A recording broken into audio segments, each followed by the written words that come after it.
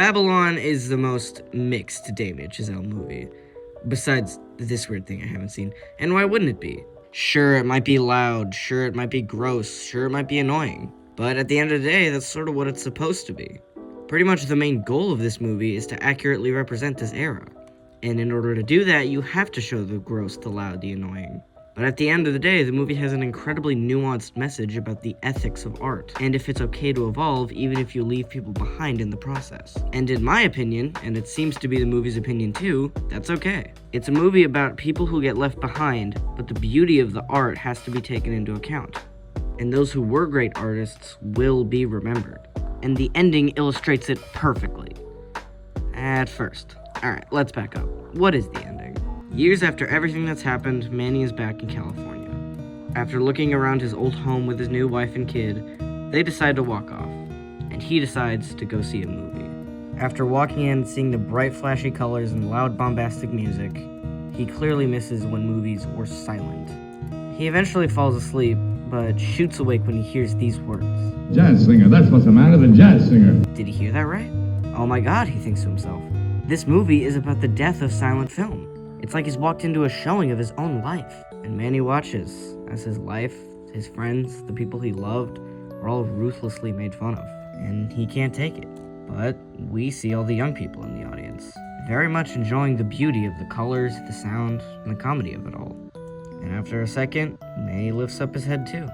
For a second, instead of focusing on what was lost, he thinks about what's gained.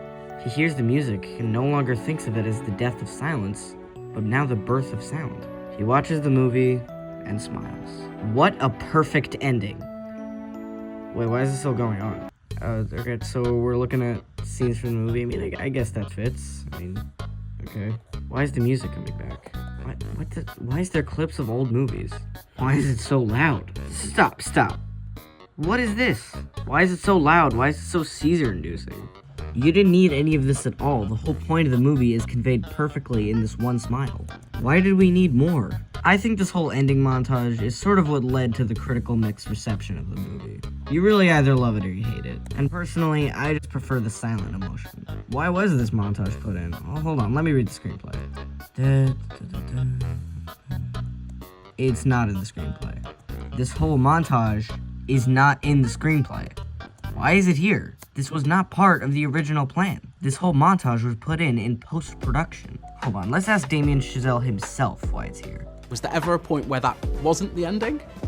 Yes, it was that was sort of a later kind of find, if you could call it that. We had a version of the same ending, but just a little less crazy, and it kind of didn't feel like quite enough. It didn't really. What the problem with it was that it was too normal to sort of satisfactorily finish what had come before. That the spirit of the movie had kind of been lost. So we had to sort of go back in and try to recapture the spirit of the first few reels of the movie and sort of return to that. Look, Damien Chazelle is a master of making movies, but in my opinion, I don't think their ending really should fit with the rest of the movie.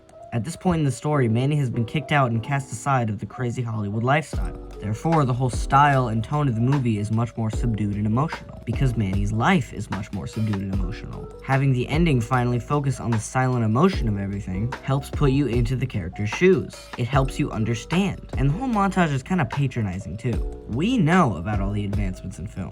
We didn't need to be shown all these movies. We've seen them all. I think this whole montage could have been way cooler if instead of being part of the actual film, it was just tucked aside in the credits, just being a little bonus. That could have been so cool. But no, it had to be part of the movie and just. There are some things movies could do that TV just can't. For example, a TV show can't lose $100 million. Is the gang from Babylon here? They know. Shut up, Jimmy Kimmel. Well, that's just my 2 cents. Did you like the montage or did you hate it? Let me know in the comments. And while you're down there, subscribe if you enjoyed the video.